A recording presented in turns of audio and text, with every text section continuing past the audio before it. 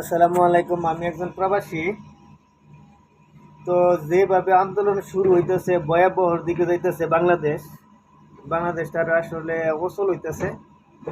বাংলাদেশের অর্থনৈতিক ক্ষতি হইতেছে। কোটা সংস্কারের নাম কইরা দুই পক্ষে ছাত্রলীগ আর আন্দোলনকারী যারা আছে তারা সবাই অসুস্থ হইতেছে, হাত পা ভাঙতেছে। এটা মাননীয় প্রধানমন্ত্রী শেখ হাসিনা আসলে এটা উদ্যোগ নেওয়া উচিত।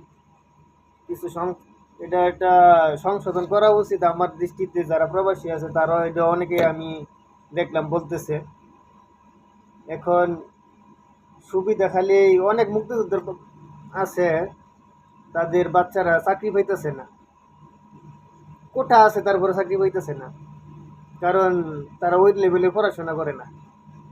আবার অনেকে আছে পড়াশোনা করে চাকরিতে যায় না, বিজনেস করতেছে। তো এটা যে কোটা যে থাকলে যে খালি চাকরি হইব তাও এমন না। তো এটা সকলের মেধা যাচাই, মেধার উপর নির্ভর করতেছে। মেধার দেখ, প্রায়োরিটি দেখ, এরকম চাইতেছে। তো এত হাজার হাজার মানুষ রাস্তায় নামছে, হাজার হাজার ইউনিভার্সিটির লোক, স্টুডেন্ট রাস্তায় নামছে।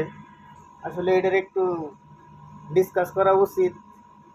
আমরা যারা প্রবাসে থাকি তাদের মানে আলোচনা করে দেখলাম, অনেকেই বলতেছে আসলে এটা সবার দাবি। এখন এরকম হয়েছে, মুক্তিযোদ্ধার যারা আছে রাস্তায় এখন হাঁটতে পারতেছে না, তাদেরকে নিয়ে তামাশা করতেছে, হাসতেছে।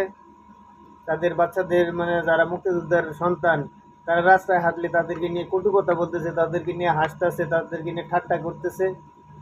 তো তাদেরকে ঠাট্টার পাত্র না বানাইয়া এটা সংস্করণ করা উচিত।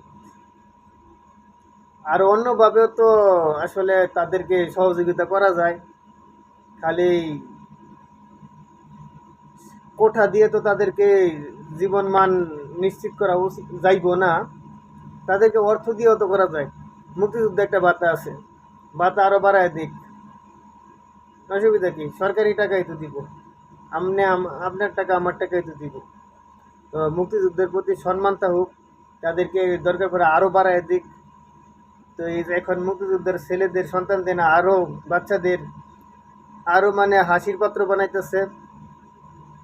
দিন দিন এরকম চললে আরো খারাপ হবে। তো আসলে এটা সবাই আওয়াজ দেওয়া উচিত, এটা বৈশাখ আলোচনা করা উচিত। এখন দুই পক্ষ দুই মেরুতে গেলে আরো দেশ স্থিতিশীল হইতো না, আরো বাড়বো উত্তেজনা। তো এটা সবাই ভাবা উচিত। তো মাননীয় প্রধানমন্ত্রী শেখ হাসিনার আসলে দৃষ্টি কামনা করি আমরা। সবাই ভিডিওটি শেয়ার করবেন। প্রবাসী পক্ষ থেকে আমার একটা দাবি। সবাইকে ধন্যবাদ।